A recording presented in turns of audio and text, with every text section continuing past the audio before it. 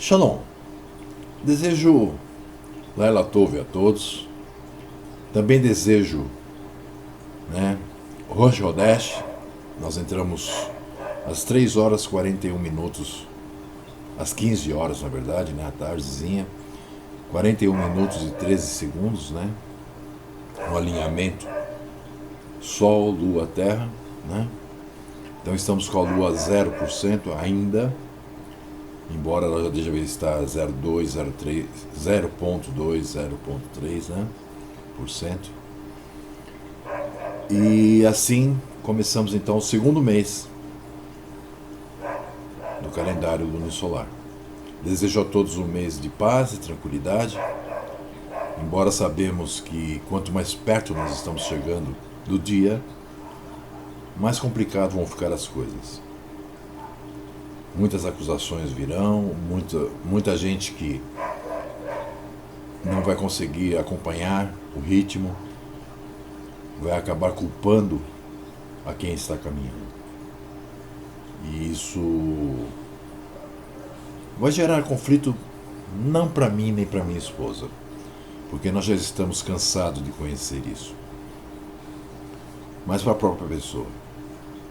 Porque, como nós sabemos, naquele dia, até me perguntaram há poucos dias atrás, naquele dia, as pessoas vão ver o Mashiach chegando e me perguntaram, e aí elas não vão acreditar?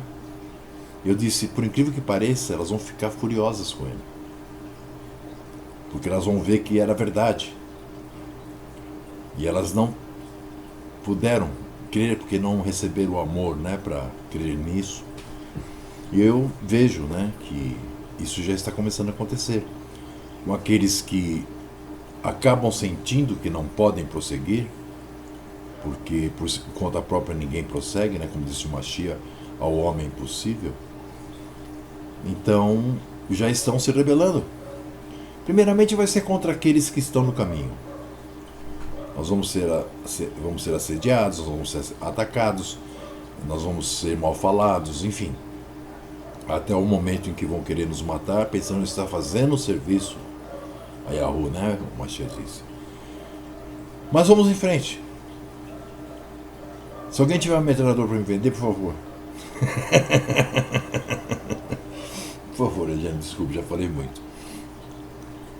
Shalom, Rosh Hodesh para todos, tá? No início de mês, amanhã é o primeiro dia do mês 2, Amanhã não, hoje já. Já é hoje, que era a partir do pôr do sol. E eu desejo que esse próximo mês seja um mês melhor do que o passado, E que a gente consiga prosseguir, E que o Pai nos conduza todos os dias.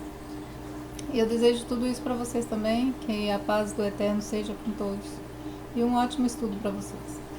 Então eu vou direto para a oração. Nós vamos estar fazendo aquele jeito que nem fiz ontem, em algumas partes o vídeo. Eu sei que causa um pequeno transtorno, ter que parar de assistir e ligar outro vídeo, mas deixa eu ter dinheiro para poder comprar um processador melhor e uma placa para minha máquina, que aí vai dar para fazer aqui em casa mesmo, ou até pelo Hangout, direto, tá?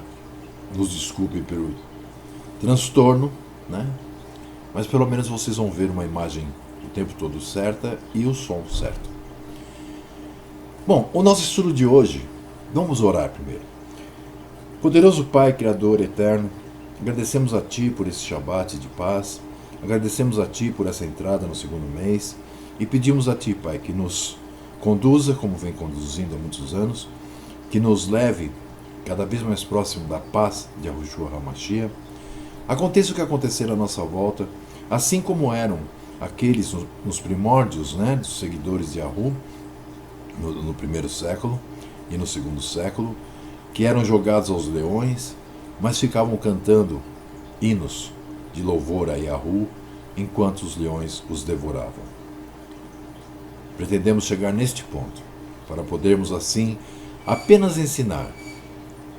E no momento que tivermos que lutar, que esteja do nosso lado, Pai, para que possamos, como está escrito, 1 derrubar 5, 2 derrubar 10, 5 derrubar 1000, e assim por diante, até que acabe todos aqueles que são inimigos. Em nome de Yahushua HaMashiach, que assim seja. Que assim seja. Bom, então, eu sei que ninguém tem apostila hoje, mas vai ter, tá? Observem, na apostila ética, a gente vem falando sobre coisas a respeito de como deve agir, né, o membro, né? O membro do povo, né, de Yahu. E agora nós vamos entrar numa fase nessa apostila onde nós vamos começar a tratar de certas doutrinas. Porque nada adianta também a pessoa se circuncidar, a pessoa guardar Shabat, a pessoa fazer as festas e acreditar em doutrinas criadas por povos pagãos, né? E também por povos, pelo próprio cristianismo, né? Esses dias ainda conversava com um rapaz e ele falando de Yahu e não sei o que, e começou a discutir comigo sobre esse assunto que hoje nós vamos falar, que é inferno, né? Ele ficou assim abismado quando eu disse a ele que o inferno não existe. Então, até me incentivou, porque na verdade, dentro da ética daquele que é servo, existe a doutrina. Como eu disse ontem no estudo, a demonstração também vem pela doutrina. Ou seja, não adianta nada você crer que a mula sem cabeça existe e naquele dia gritar Yahu. Tá? Quem vai ficar sem cabeça é você também. Então vamos lá. Ética, parte 15, sobre o inferno. Então vamos lá. Eu vou tirar o óculos porque, para variar, para ler de longe não... Então, como eu acabei de dizer, nós vamos entrar nesse segmento de doutrinas, ok? Ou seja, doutrinas que venham da palavra, não doutrinas criadas por homens. Para que assim possamos manter aberto, né, para que assim eles possam manter aberto, né, o que eles chamam, né, de igreja, religião. Então eles criam, cada um, uma coisinha diferente para poder abrir uma nova denominação e ali vira uma empresinha como qualquer outra empresa. Então, e eles ficam mantendo, né, por exemplo, por que a Igreja Católica deu tanto ênfase ao inferno e agora o Papa já disse até que não existe inferno, né? Porque eles queriam manter aquelas pessoas cativas pelo medo. Percebem? A Eliane vai ler para nós aqui em Ezequiel, no capítulo 18, os versículos 23 e depois o 32. Por favor, Eliane. Desejaria eu, de qualquer maneira, a morte do ímpio? Diz Yahu. Não, desejo antes que se converta dos seus caminhos e viva. Agora o 32. Porque não tenho prazer na morte do que morre, diz Yahu. Convertei-vos, pois, e vivei. Percebem? Ou seja, o Pai está dizendo para o povo dele, por intermédio de Ezequiel, que ele não tem prazer na morte daqueles que são ímpios. Muito pelo contrário, ele gostaria que todo o povo dele deixasse de ser ímpio. Mas é impossível, porque o próprio plano dele demonstra que só o remanescente será redimido, né? Ainda temos um outro texto que eu vou pedir para Eliane ler para nós, que está lá em Revelação, Apocalipse, né? No capítulo 20, Primeiro versículo 9 e 10. E subiram sobre a largura da terra, e cercaram o arraial dos santos e a cidade amada. E de Yahu desceu fogo do céu e os devorou. 10. E o inimigo que os enganava foi lançado no lago de fogo e enxofre, onde está a besta e o falso profeta. E de dia e de noite serão atormentados para todo sempre. O 14. E a morte e a sepultura foram lançados no lago de fogo. Esta é a segunda morte. Observem bem, essa passagem está em Apocalipse capítulo 20. Isso ocorrerá após o milênio. Então, como eu falava no início, né, que quando o Mashiach chegar agora para reinar, aqueles que nunca creram que ele viria, aqueles, né, que estão fora, que não foram chamados, vão odiar isso. Agora, o mais incrível é que no final dos 1000 anos, quando Satanás é solto por um tempo, ele vai arrebanhar um povo imenso. Claro que não daqueles que foram redimidos, né, quando o Mashiach chegou, porque aqueles já estão com corpos incorruptíveis, ou seja, já são imortais, e eles estarão do lado do Mashiach, claro. Mas dos povos das terras que sobrarem, né, vão ter muitos. Está escrito aqui que eles subiram sobre a largura da terra. Isso significa que eles vinham como se fosse a largura da terra. Quer dizer, muita gente, né? Mas dessa vez, né, o Pai, ao invés de permitir a destruição de Jerusalém, seus santos e tudo mais, como vai acontecer no Armagedon, antes do Armagedon, não, ele vai jogar pedras de enxofre ardentes, ou seja, pegando fogo, né, sobre essas pessoas, né? E aí começa então a terminar com todos aqueles inimigos que ainda restavam, jogando-os no lago de fogo que será formado por essas pedras que serão jogadas. Bom, todos nós sabemos, né, que a Igreja Mãe e a grande maioria de suas filhas, né, crê em um inferno de fogo, de tormento eterno, para onde vão as almas daqueles que foram maus e lá eternamente serão atormentados pelo diabo. Mas será que essa doutrina e ensino é um ensino bíblico, né? Para isso vamos examinar as Escrituras e ver, né, o que realmente ela nos diz a respeito. Eliane, que doutrina prega a Igreja Mãe e suas filhas? A doutrina do inferno de fogo, onde as almas daqueles que foram maus serão atormentadas pelo diabo e queimarão eternamente. Qual o motivo desse estudo? Fazer com que o servo do Eterno caminhe de acordo com as Escrituras sagradas, e não conforme doutrinas humanas, doutrinas criadas pelos seres humanos. Então observem, para começar nós temos que, as pessoas vão crendo nas coisas e não param para pensar de onde surgiu. As pessoas vão crendo nas coisas porque escutam. Vamos verificar, por exemplo, que a palavra inferno, ela vem do latim. Ela não vem nem sequer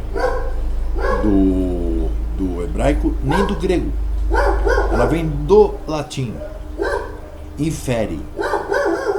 E significa lugar inferior. A ideia de inferno como lugar de fogo, né, para onde vão as almas incorpóreas, condenadas, não se encontra na Escritura, em parte alguma. Apesar de aplicações que se fazem de textos simbólicos e parábolas, né, sobre o que está escrito. Mas, na verdade, as Escrituras nunca afirmam isso. Eliane, de onde vem a palavra inferno? Do latim, infere, né, que significa lugar inferior. O que não encontramos nas Escrituras? Não encontramos que inferno é um lugar de fogo para onde vão almas de pessoas más e lá sofrerão eternamente. Isso você não vai encontrar em lugar nenhum da palavra. Também a palavra inferno não faz parte do texto original da Bíblia, como acontece com muitas outras palavras, né, que estão na palavra de rua. A palavra inferno foi colocada nas traduções em português para substituir 5 outras palavras, com significados completamente diferentes do conceito religioso popular do inferno. Isso ocorreu devido à crença que o tradutor nutria, previamente, na imortalidade da alma, e que o influenciou a colocar a palavra inferno nas traduções que fez. Eliane, assim como muitas outras palavras, né, onde não existe a palavra inferno? Nos textos originais da Bíblia, das Escrituras. Em nenhuma parte. Né? Veja que é latim, quer dizer, foi posto realmente muito depois. Onde foi acrescentada e por que a palavra inferno? Aliás, onde foi acrescentada e por que a palavra inferno? Nas traduções em português, né, foi acrescentada essa palavra inferno, porque os tradutores traziam dentro de si a crença na imortalidade da alma.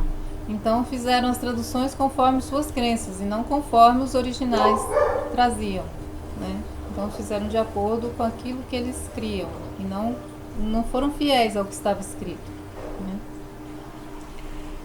Nós podemos notar, por exemplo, que algumas Bíblias mais antigas, né, trazem inferno em 1 de Coríntios 15, 55. Mas algumas modernas, né, como as Almeidas, por exemplo, atualizadas, não traz a palavra inferno, e sim morte, em 1 de Coríntios 15, 55. Que é o correto. O mesmo ocorre em Apocalipse 20, 13, onde se lia a morte e o inferno.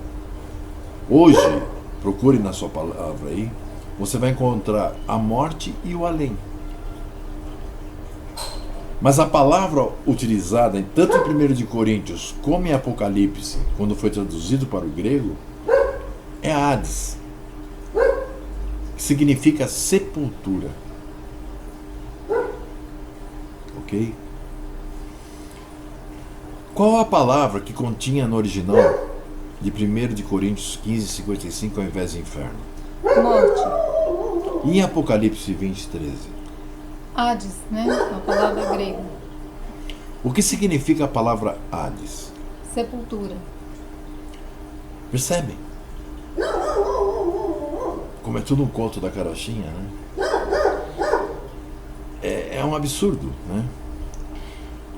Então a doutrina do inferno é de origem grega e romana.